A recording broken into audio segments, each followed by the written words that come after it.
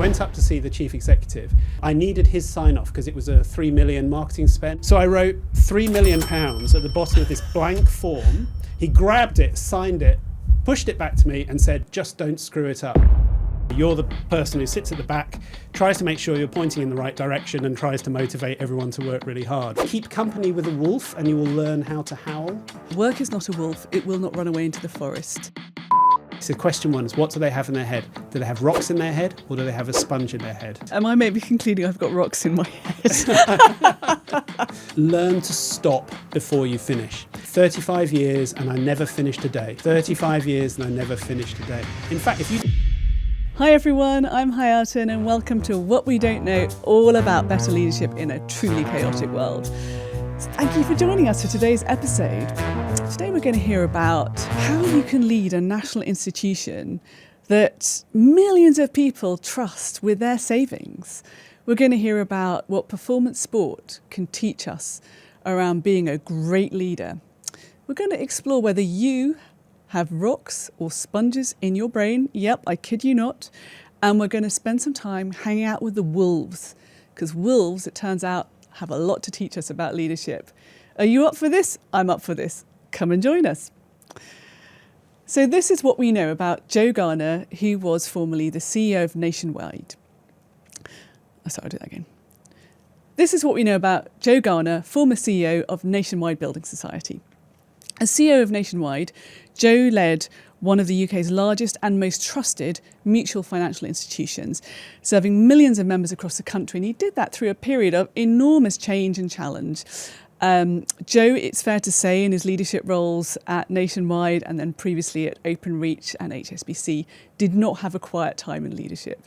He lived through COVID and Brexit and the financial crisis.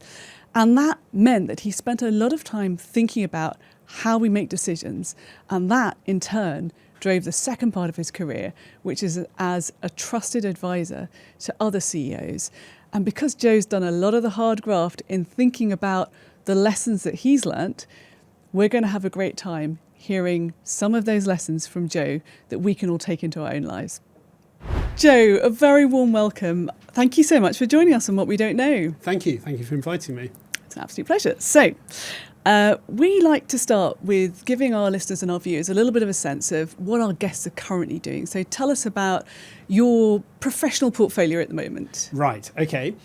So I am working as an advisor to leaders in general, chief executives, in private sector, in public sector, and in the royal household. And it's a great privilege because I spend my time having sort of fireside chats with leaders about the issues that are on their minds and trying to help them in whatever ways that I can. So that's the main thing I'm doing. I have some other bits and pieces around the sides, but that's the main thing. Sounds like fun. And you have a very good platform in that you yourself were a chief executive for many years. So tell us a bit about maybe your last big job at Nationwide. So my last CEO role was as CEO of Nationwide Building Society, which I did for 6.5 plus years. And it was just fantastic for a whole number of reasons. But the number one was the alignment of values. Nationwide is a mutual organisation owned and run for the benefit of its members that were also its customers. And the values of that mutual organisation aligned really strongly with where I had ended up in terms of my beliefs. It was my third go at running a large-scale business, and so I'd made mistakes, I'd learned a bit, and it was great to just have the opportunity to run such a fantastic organisation. Tough times, Brexit, COVID, all of that, but it was wonderful. Well, we definitely need to spend some time hearing more about those lessons you learned and those tough times as well. But for now, that's given us a bit of a sense of really why you're in the chair. So let's now rewind the clock. I want to know a little bit more about the person behind the job title. So take us back to, say, 11-year-old Joe Garner. Oh, you picked a good year. Okay, good. I got lucky. Tell us, what would we find if we met 11-year-old Joe Garner? So my wife laughs and I say everything seemed to happen when I was 11 years old, right? So my parents had moved around a lot. And when I was 11 years old, split up spectacularly when one of our neighbours came to beat our door down at 3 a.m. because it turned out my father had been having an affair with his wife. And honestly, it was like everything fell apart. We had to move out of there. It was and it was probably, the most formative event of my childhood. Was that. And, lots of people have different experiences of these. I'm not the only person to have been through these sorts of things. But it was a very, messy time. But the one thing my father did do was continue to pay the school fees. Right. And so what I really benefited from through all of that carnage was I had a stable and high quality education. And for that, I'm very grateful. Gosh, that does sound like I zoned in on. Yeah, no, you really did. Honestly, you picked the most formative moment. Yeah. But then the other thing that happened was I stopped growing. I completely stopped growing. So by the time I was 13, 14, people just, I was a joke. And as a result, they put me in the back of a boat and I started coxing because I was small and lightweight. And actually, sport changed the whole trajectory of my life and has done and continued to throughout. So it was a very formative time in many ways. Well, I was also very short as a child, but I can tell you that there was no sporting achievement that resulted from my being short, I'm afraid. But I'm glad there was in your case. So we'll talk more about sport because it has been important to you. But looking back then at those, say, teenage years, do you think you saw yourself as a leader or a future leader? I think I was still, I look back and think I was quite lost as a child, but I think the relevance of it, what those events did, is they put me in that sort of category of absent father, adolescent, really with a point to prove. And definitely I was really driven as a teenager, as a young adult. Not all of it healthy. Mm-hmm. Definitely the search for, and I think anyone who's had an absent or difficult parent, it will have that sort of quest for recognition and achievement, which doesn't always come from a great place. But it really drove me on and it got me to university and it got me into employment. Well, thank you for sharing so openly. I think it's super helpful that we can sort of expose the inner workings of our brains sometimes in ways that hopefully will resonate with some people. So what would you say were your first concrete experience of leadership was, and when you look back on the time before you were in a formal job? It was definitely all through sport. So as a cox of a rowing boat, you're the person who sits at the back, tries to make sure you're pointing in the right direction and tries to motivate everyone to work really hard, which is not a bad analogy for some aspects of leadership.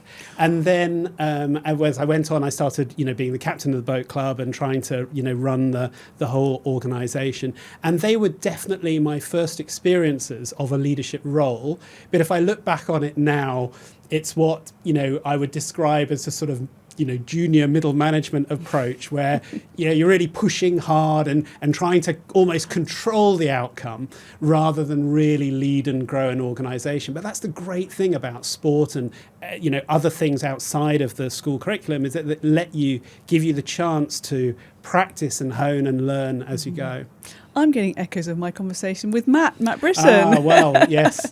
who you, of course, know well. Well, we met on the river when we were 18, 19 years old, actually, and I dug up some sort of old funny photos of us then. Oh, well, I think our producers are looking quite interested. We might be able to add those to our feed. So let's move away from rowing for now, from your coxing career. I would like you to talk us through your journey into the world of work and into leadership. Mm-hmm. What were the sort of formative moments along that pathway? So when I was finishing university, it was 91, which was not a great graduate recruitment time, and I was totally focused on getting a job. I still had that really, sort of mad drive to thing, and I applied to 4 companies. I was offered a job with 2 and rejected by 2, and I joined Procter & Gamble. Which I then stayed with P&G for over 8 years, and I experienced them as a truly principle-led organisation. The first few years I was in Newcastle. The next chunk I was based in Bucharest, Romania, in covering the Balkan markets. Mm. And throughout that time, I think I benefited from a very structured approach, trading-wise, but more than anything else, the principles. It was absolutely a principle-led company, and whether in the developed world or on the frontier, which was Romania in the 90s. I really enjoyed that. And I think their core philosophy that a purpose of a business, a healthy business, works when you motivate your employees to serve your customers, and your customers reward you with their loyalty, and it's that leads to long-term profitable growth. And that philosophy is one that has stayed with me throughout my career. I find it interesting the way you talk about companies with a real sense of sort of personal connection to purpose and to mission, in a way that lots of people might be a bit cynical about. They hear, here are company values, here's our company mission. Yeah. When you talk about it, it feels personal. Is that how you feel? Have you always been like that? I think I have. I mean, I'm quite sort of all in on things. Yeah. And the values have to be there. I mean, I've had experiences where it wasn't. I mean, when I left P&G, I joined an internet startup because that's what everyone was doing in 2000. And I don't regret leaving P&G, but the guy running the startup was an ex-Israeli fighter pilot. And he would give me my orders from his satellite phone based somewhere. And so the warning signs were there. And after 3 weeks, I went to him and I said, look, it seems to me that I believe in trust and empowerment and you believe in command and control. And he said, yes. And there's only room for one management style in this company. And I kind of respect him for that because it's kind of integrity. He said, yep, that's how I am and that's how I'm running it. And said, okay, fine, we'll go our separate ways. And we did. No room for ambiguity there. No ambiguity. Yep. But I guess juxtapositioned against this hugely principle-led, quite empowering P&G environment, then it's very different. I guess fairly early on in my career, I reached the conclusion that what really matters when you join an organization is that there's a reasonable degree of alignment between what you personally believe in and what the organisation is trying to do. I think it's fundamental. We spend how much of our lives in a working environment? If you don't believe in it, that's wasted life. 100%. So then you had your little side quest into into the internet startup. Where did you go next? So first of all, nowhere, because I thought, oh, great, I'll just get a job. And I remember talking to the headhunters saying, yeah, well, there's quite a few sort of blue chip educated, well-trained, unemployed, failed dotcom people around at the moment. So I wasn't sure. I nearly went back to Procter & Gamble. And then I was approached for a job with Dixons. And they impressed me so much. They interviewed me on the Monday, sent me off all the tests on the Tuesday, second interview on the Thursday or the Friday, and offered me the job on the Saturday morning. Wow. And I remember thinking, this is such a dynamic sort of place. And so I joined Dixons still in a marketing role at that point. But what I loved about Dixons, or Currys, or as they now are, is it had such a sort of street fighter immediacy. Mm-hmm. P&G is like this great long-term strategic. Mm-hmm. For a retailer, long-term is like Thursday. Yeah. Maybe. What really matters is tomorrow, but we can wait till Thursday if we have to. And again, it was a really complementary experience. And that stable produced a cadre of leaders that really went right across the high street and beyond from that period. It was a really, really fantastic time to be there. And then what would you say was your first really big leadership job? So without question, it was when I joined HSBC. Mm-hmm. And this was 2004. And it was an unusual move because I moved industry, again, from retail into financial services, and also upper level at the time. And I had the P&L to what was HSBC in the UK, aged early 30s with no financial services experience. And I benefited from the chief executive, who was, he was a risk taker, took a risk on me there. And just people talk about empowerment. I'll give you one story of that time when I joined HSBC of empowerment. I'd come from retail. I thought, well, why don't we have a January sale? Banks haven't had January sales. And everyone thought, okay, that's kind of mad, but why not? Let's give it a go. And it was a time we did. So I put the plan together and I just joined and I went up to see the chief executive and I couldn't sign off. I needed his sign off because it was a 3 million marketing spend and it was out of my authority. So I went up to see him for the first meeting and I thought, we're never going to get to the signing in the first meeting. So and I went there in 5 minutes and said, okay, let's do it. Where do I sign? And I looked at the form and it was blank because I hadn't filled it in. So I wrote £3 million at the bottom of this blank form. He grabbed it, signed it, pushed it back to me and said, just don't screw it up. And how did that make you feel, having that kind of response? The most empowered I think I've ever felt. You know, here's someone signing a blank piece of paper to do something we've never done before. And then, but not abdication. The just don't screw it up was, I'm trusting you, but you better deliver on it. And off we went. So that was the bit. But the real learning came, I think, once we hit the financial crisis. Now, you, if you don't mind me saying, have had your fair share of crises in your leadership role. I think I counted financial crisis, COVID, Brexit, various cybersecurity incidents. Yes. What have I missed? Time in Romania. And I think in many ways that was the training ground for it, because Romania in the 90s was still quite chaotic. So I think you need to talk us through, A, some of those scenarios, but B, why they were so influential in the leader you then became. So it's a really interesting question. And I guess there are some levels to that. I think what crises do is often provoke moments of introspection. Yeah. So during the financial crisis, there was a moment, quite a precious moment, when the whole world sort of stopped and asked itself some really deep questions like, what the hell are we doing? You know, how have we let this happen? And it was during that time when I began my journey into understanding really how I make my decisions, how people make their decisions, what are the ethics that guide us? Because throughout the whole financial crisis, all the catastrophes and poor outcomes and desperate outcomes that it led to, I didn't meet a single person who was trying to do the wrong thing. Yes. Everyone thought they were doing the right thing, but it's the way that they were deciding what was right that was wrong. And that's where I think it really got interesting for me. Okay, that is fascinating, and it partly answers a question I wanted to come on to. So I'll just throw it in here, which was, this is a very unusual book scenario here, because normally people come on podcasts to promote their book because they're trying to sell more copies.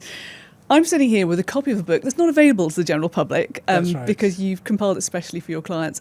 Yeah. But I could really feel the effort that you've gone to distill what is usually kind of embodied wisdom from lived experience into things you can share and pass on. It was actually quite moving to see the effort you'd gone to. And I was wondering whether that was something that you did in real time through your career, or whether it's really the space to reflect that being out of the sort of CEO madness has given you. Because I think it's quite hard to do in real time without almost interfering with your ability to do the job. Yeah, and I think the answer is all of the above. So let me just explain the book. Why write a book that you're not actually trying to promote to anyone? Well, it's not. There are 200 copies of it, and I wrote it for two reasons. Reason number one, which is the primary one, which is it was just kind of bursting out of me. And reason number two was what I do now is work as an advisor to chief executives, and in the process of getting to know them, it's a thing to say, here, look, have a look at this. If nothing else, it will give you an idea of what I'm like. But I sort of think we're living in a world where we are absolutely overwhelmed by things to consume, and so I'm not out there sort of pushing it on people. But I think, to be fair to our viewers and listeners, we ought to share at least one of the 52 lessons with them. So is there anything that jumps to mind as something you think is a pretty universal lesson that all of us could benefit from thinking more about? Okay, well, we've touched on one of them, which was the that empowerment bit. Every leader talked to, or everyone in the middle of organisation says, why won't they just empower us? Why won't they get on with them too? I think a couple of threads that run through it. One of the things I believe really strongly, and I haven't expressed it this way in the book, but it's probably clearer to do it like this, is the gap between what science knows about human behaviour and what business does. Right? What the gap between what science knows and business does. We know that if you want to motivate people, the most powerful ways you motivate them, as you've already highlighted, number one, purpose. How are we going to change the world? Why is this meaningful sort of work? Secondly, potential. In the process of doing it, you're going to get better and you're going to learn and you're going to accumulate experience. And play, having some playfulness around it. You can't say fun, because as soon as you say fun, it stops being fun. But some playfulness around how you do things. So that's how you motivate people, and we know that, and it's been proven in a million sort of scientific ways. Often how business tries to motivate people is through financial incentives, i.e. if you do this, we'll give you that. or fear of punishment. And if you don't deliver, we're going to sanction you. And both of those narrow someone's focus. For want of a better word, one is talking to greed and the other is talking to fear. And in both those scenarios, people turn to the question, not what's best for the organisation or what's the right outcome, but what is in my own personal interest. And I'm an outlier on this, and I know that. When I joined Nationwide, one of the first things I did was remove all variable personal incentives that I could. All of them that I could. Did you have to struggle to get people to accept that? I was a new chief exec. When you're a new chief exec, the board will sort of shuffle nervously and go, okay, well, we'll, etc. But the window of opportunity is open when you're brand new in post. And I knew that because it wasn't my first go at this.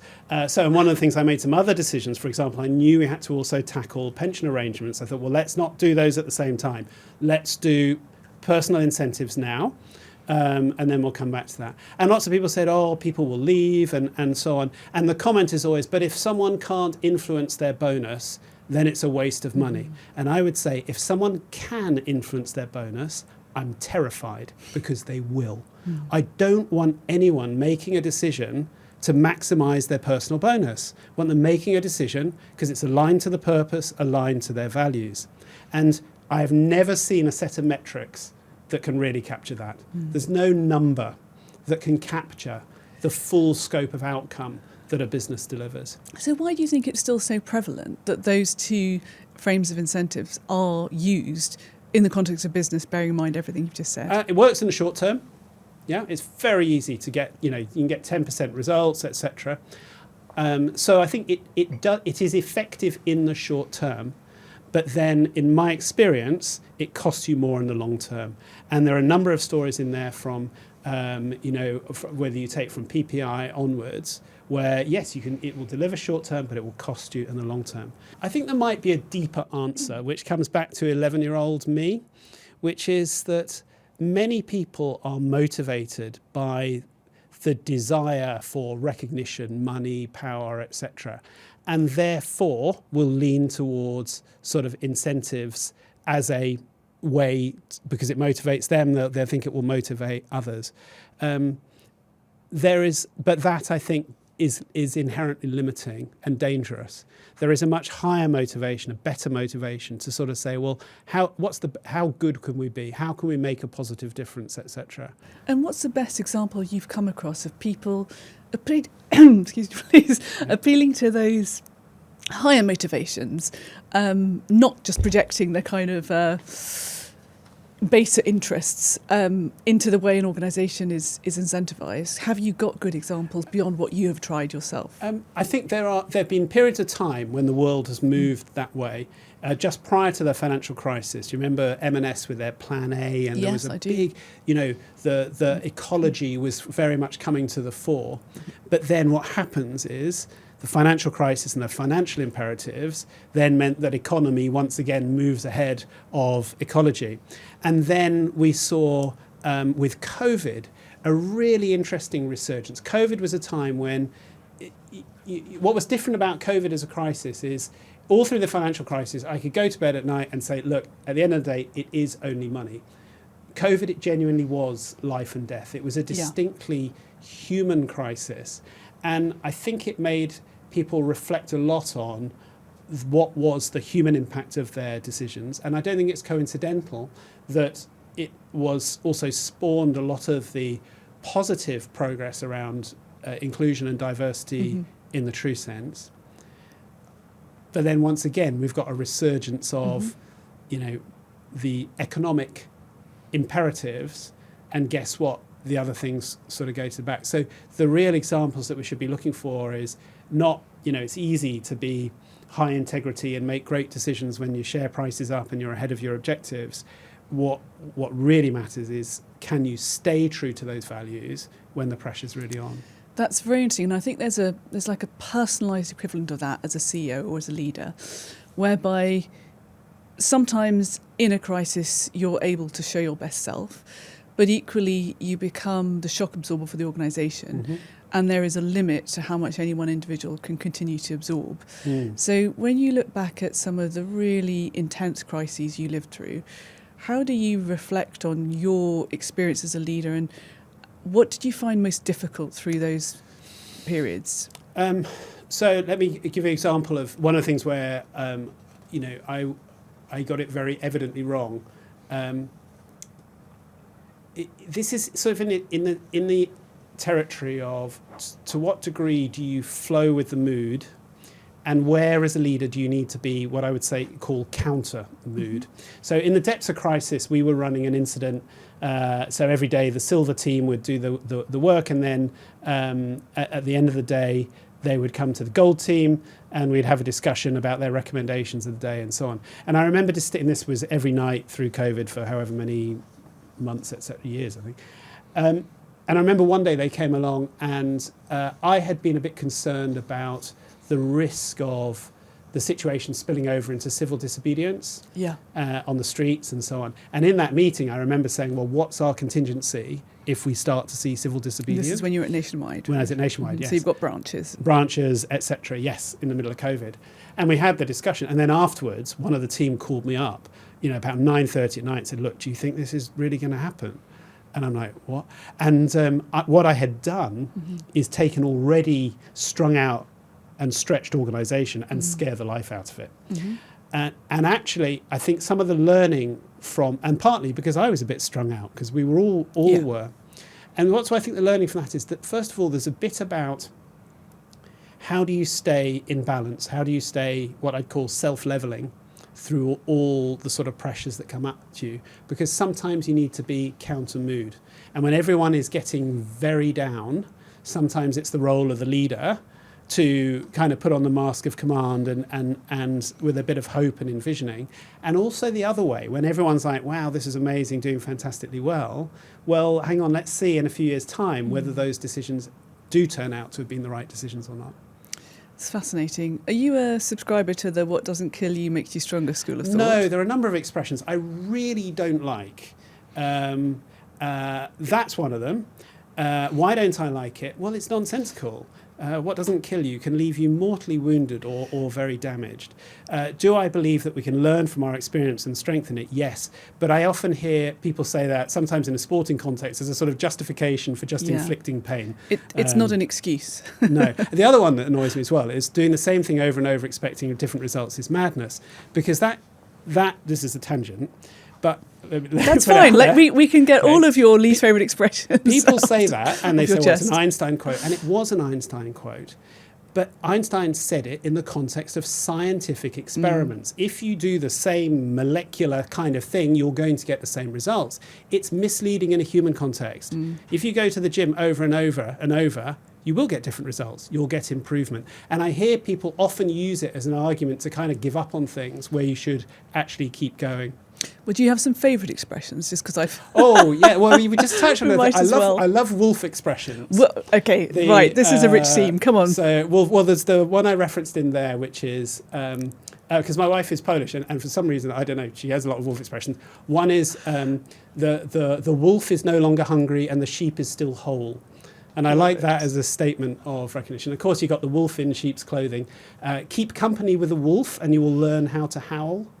I think that's I might need some help unpacking that one, but I like it. Well, it's sort of, the company you keep will influence you in time. So. Well, so I'll offer you up a wolf phrase as well, because as it happens, my mum lived in Russia for a while. Nice. And the wolf expression that that gets raised in our household is, work is not a wolf, it will not run away into the forest.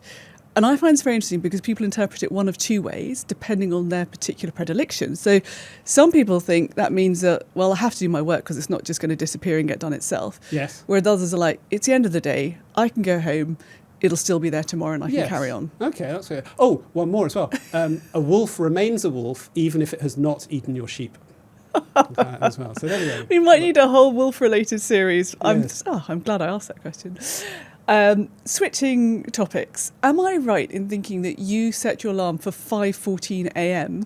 when you were working, in CEO roles, typically? On a Swindon day, 5:21 on a London day.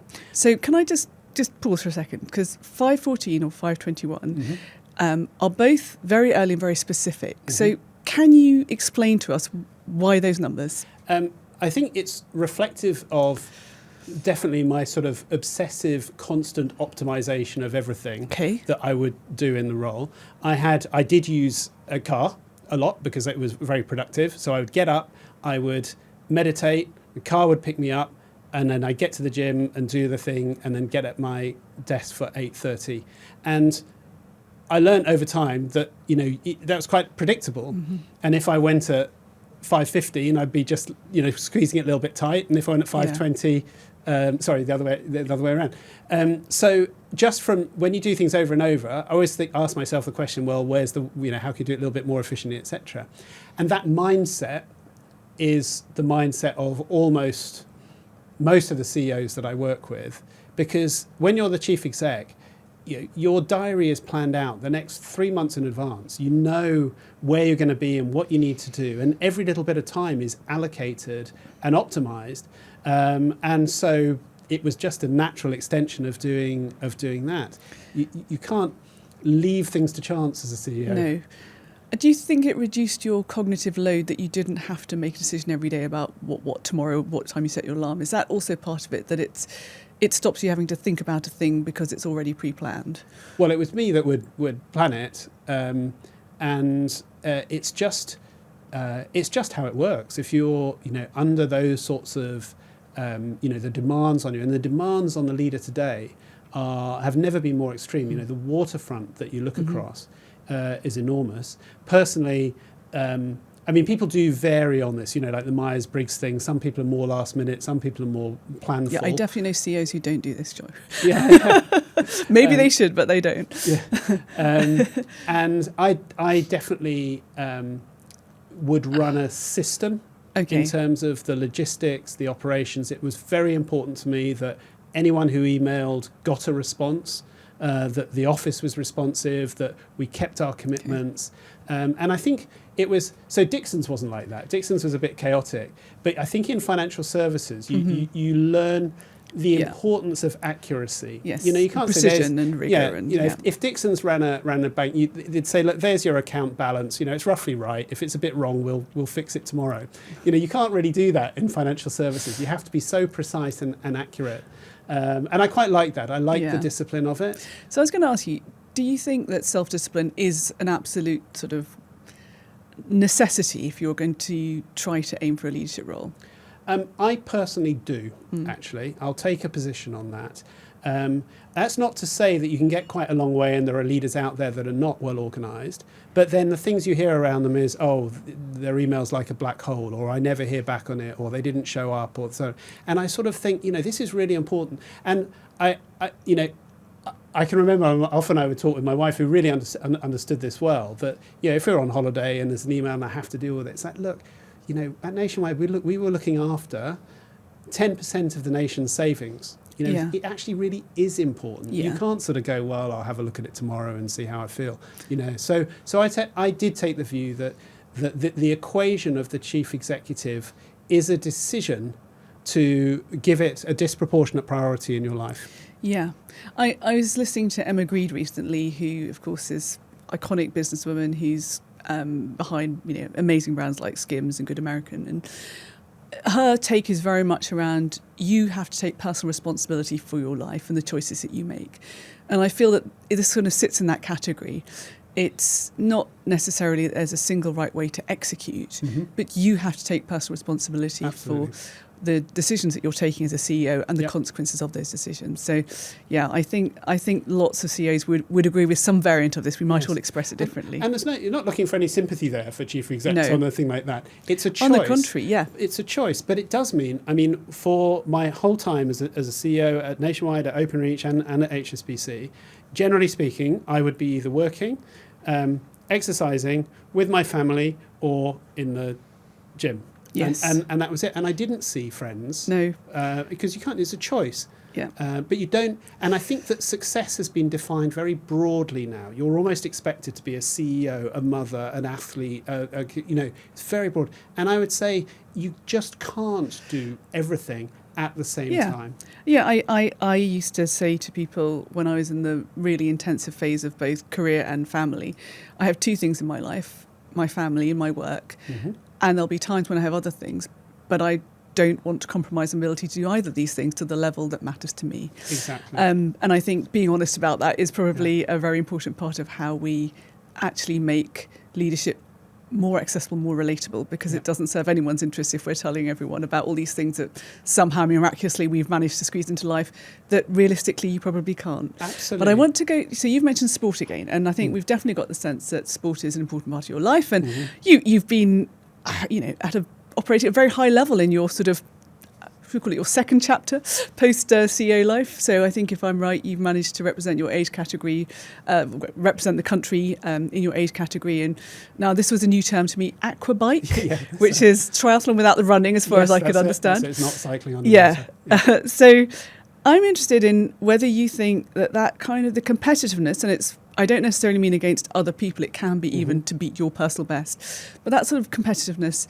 is essentially the same competitiveness that was core to your drive as a CEO, or if you see these things as different in different compartments. So I think there are a few things in there. So just to track through my sporting career, if you like, having been small, I then grew. That left me too big to cox and too small to row. So I was left without a sport. Life is cruel. So no, but it's not. I've taken up different sports, and I would keep sport remained important to me through my time as a chief exec.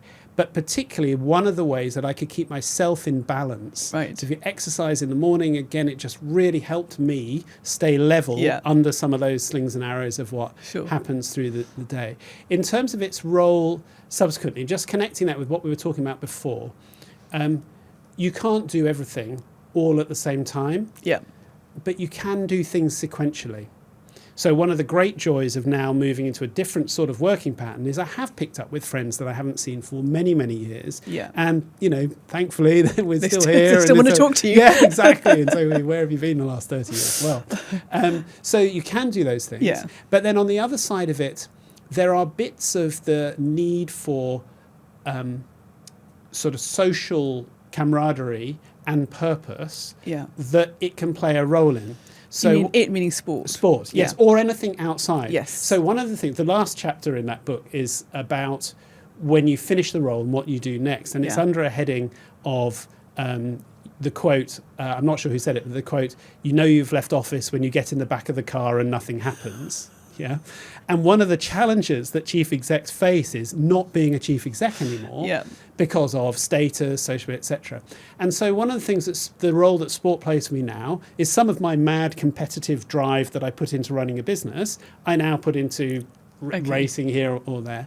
And part of what I had in a exco team, I have in a crew that I'm racing with or a team that I'm training with and so on. So it's that wonderful Harvard longevity study, the guy that presents that and says, when you move out of your workplace, swap workmates for playmates. And it's a very interesting and important component, I think, of the next chapter. Nice, and actually it's a transition lots of people struggle with, so that's a very nice way of sort of presenting it. But I'm going to just stay with this theme of CEOs who are sports people for a minute, because one of the things that came up when Matt and I started doing the podcast is Matt Britton, obviously. So Matt used to say to our fantastic producers, give us feedback, we're very coachable.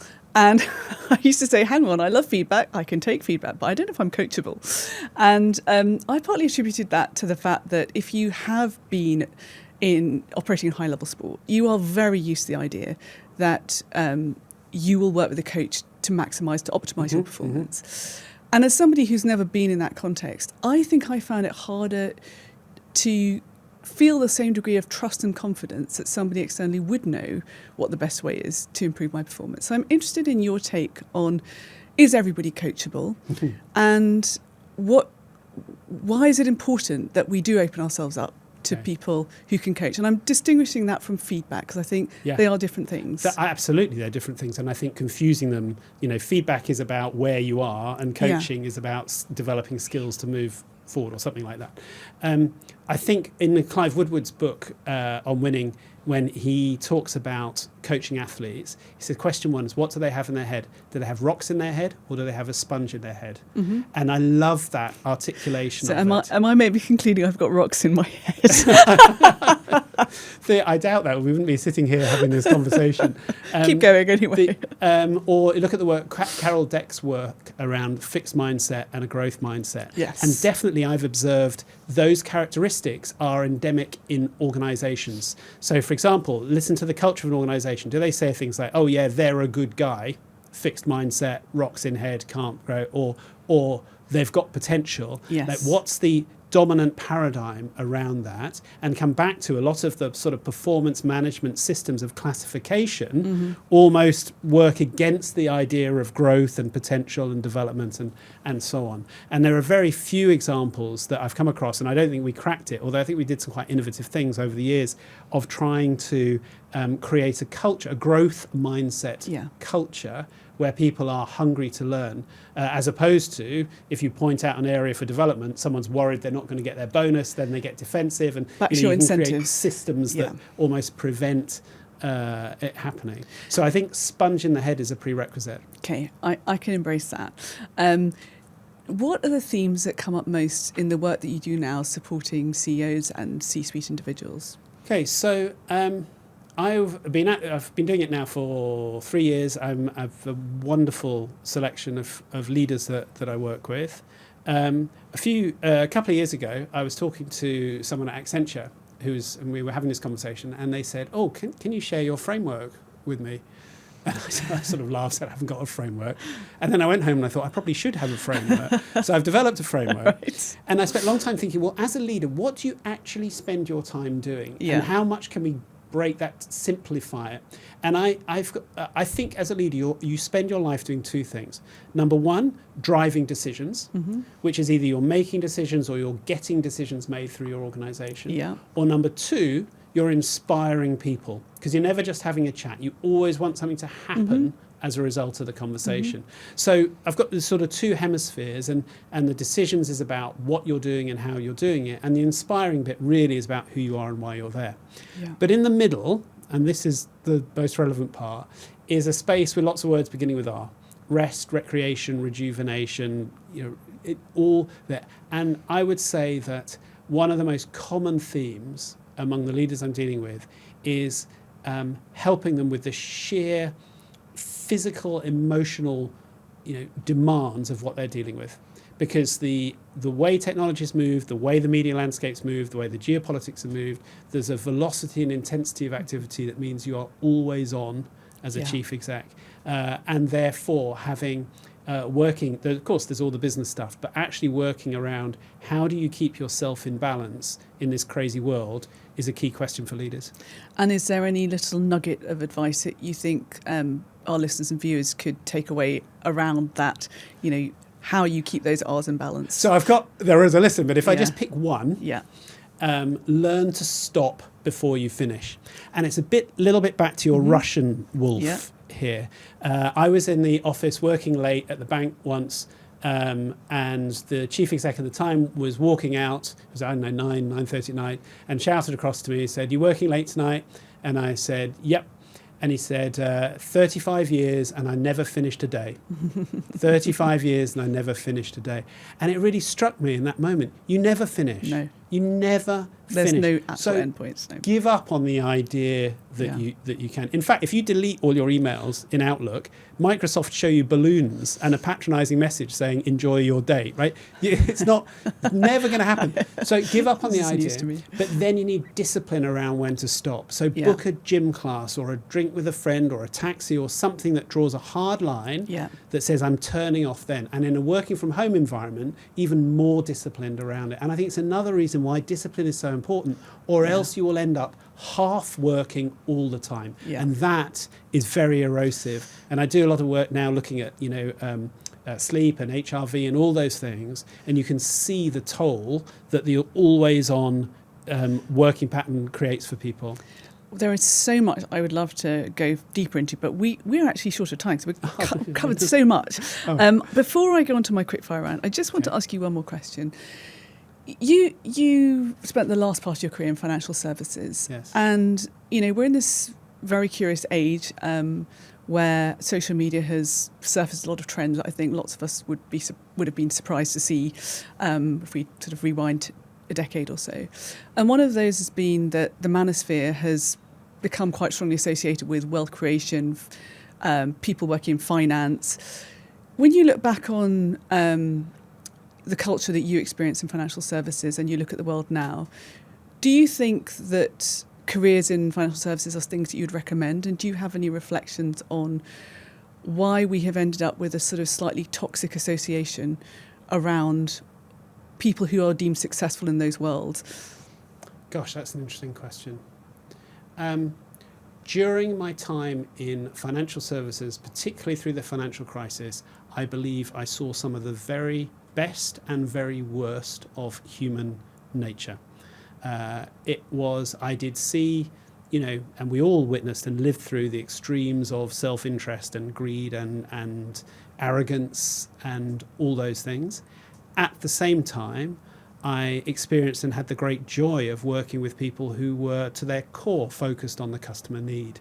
I guess I was lucky that I was on the retail side, which is close to the customer, and there's a big difference between, sitting in a branch or a call centre and helping people with their day-to-day finances and speculating on more exotic sort of things. I did a lot of work on the values within financial services, and I've also worked in other industries. And again, I would say that I have seen both better and worse than financial services. And I think for me, it always comes back to the central question of leadership and culture. And the culture that is created could be good or bad in any of the above. And I'm not a fan of stereotyping a whole industry or whatever around it. But, it's worth paying great attention to the word culture, because you've got at least two things hidden in there. You've got cultivate, you've got cultivation. It's something that grows. And you've also got cult, which I think is very relevant to your question about the manosphere and so on. So culture is what grows around the leaders in time. And if we have leaders that are well motivated and guided by good values, we will get good outcomes. And unfortunately, the reverse is probably also true. That was an awesome answer to a quite a complex question to throw in as a curveball at the end. Thank you so much. Right, we're quick fire round now. So okay. I'm not very good on quick fire. This I is like easy. slow fire. No, it's good. Can we edit it? Give me 5 minutes on each. You can take as long as you need to think about it, but I promise you they're okay. What does a great day look like for you now? Okay, a great day is a mixture now of family, a great joy of actually seeing my son in the morning, exercise of some type variety, a bit of work type things, working with CEOs, but having the joy to be able to reflect a bit more and not just rush madly from one thing to the other. And then maybe something social in there as well. Sounds perfect. Which leader has been most influential in your professional life? Does it have to be a leader? Or can it be a person? A person. I'll be flexible. It would be Professor Roger, because in the depths of the financial crisis, when I was really struggling to understand how I was making my decisions, I read his excellent book that you can buy called Coachability, and then I Googled him and I started working with him in a coaching, mentoring relationship for a few years, and he really helped me develop an understanding of how I was making my decisions, and absolutely that's been fundamental to my leadership journey. Well, I think that he definitely qualifies as a leader. What's been your most uncomfortable moment as a leader?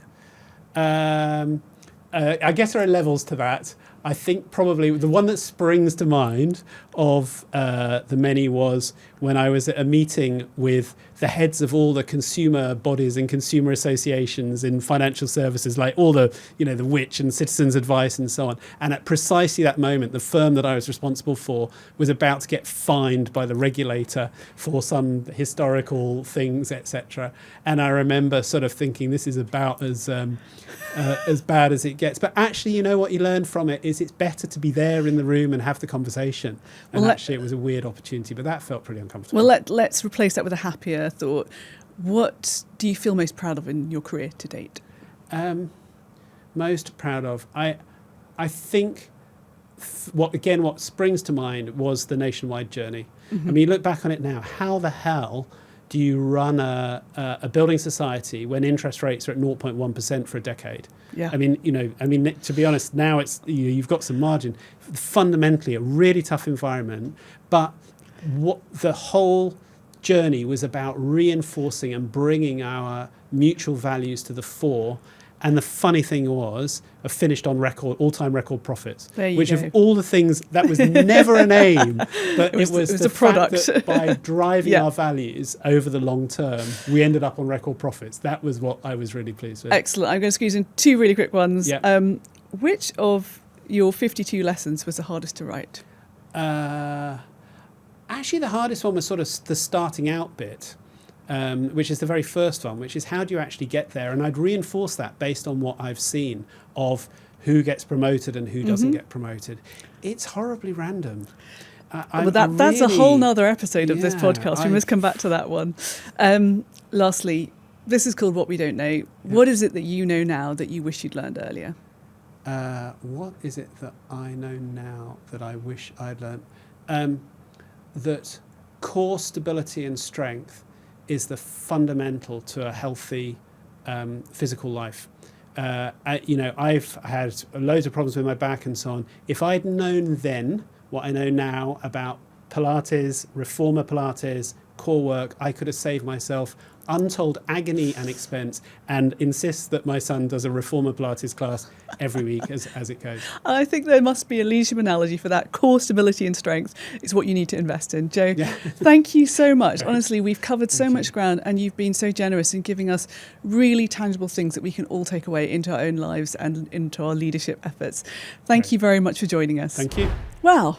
I thought that was brilliant. I think we learnt a lot from talking to Joe Garner, and I think the reason that we learned so much is because Joe has spent a huge amount of time and effort in distilling out his own leadership lessons from a very successful but also at times challenging series of CEO roles which he fulfilled before he moved into his non-executive life. So I feel that he's done a lot of the hard graft for us in trying to pull out those insights and those learnings that we can then all take forward into our own lives. So whether it was his 3 Ps, purpose, potential and play, which actually drive us as humans versus the kind of hard incentives that speak more to the sort of the greed and fear in us that organisations use, or his observation that crises often generate precious moments of introspection that we can use to learn about ourselves and to be more thoughtful about the decisions we're taking. I thought he was really, really insightful and open about how his backdrop and his difficult family context, his insecurities had been harnessed to help him become successful, to kind of drive his career aspirations and his determination. And he was able to talk about it in an amazingly balanced way. I thought that was so impressive. And I think it was also very inspiring that he was really committed to this idea that values and purpose should be at the heart of why we work, why we give so much of our lives to an organisation, and that we don't have to be cynical if we hear that this is a company's values and their mission statement. We can actually choose to buy into that, providing that we see that reflected in how people show up in that organisation. And that by doing so, we create a kind of alchemy that enables us to derive real joy from what we do and achieve outcomes, commercial outcomes even, that are far above those that are possible when it's a more transactional relationship with our employer. So I thought that was a super episode. I'd love to hear what you think. Thank you so much for being with us on this journey. Please do keep engaged with us. We love to hear from you. We're on all the social channels. You can message us at whatwedon'tknow at boxlight. You can message us at whatwedon'tknow at boxlight.io. You can find me on LinkedIn. And we'll be dropping more clips from this episode very shortly. So please engage with them, share them, tell us what you think, and subscribe if that is something that you would like to do, because it helps us to continue to get great guests and to be able to keep this podcast going. Thank you so much for joining us. Look forward to seeing you soon.